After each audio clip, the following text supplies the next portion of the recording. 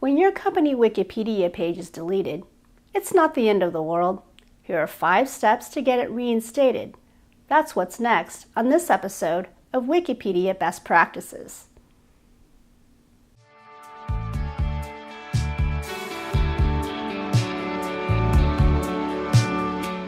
When a Wikipedia page is deleted, there are 5 easy steps to get it reinstated. Number 1, find out why the Wikipedia page was deleted.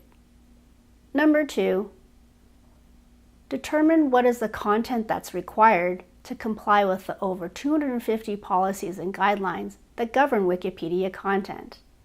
Number 3, work with your media relations department to curate all the third-party media clippings to support the new neutral content.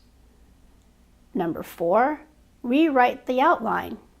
And number 5, with the new outline and new content, resubmit that to the Wikipedia community to get reinstated.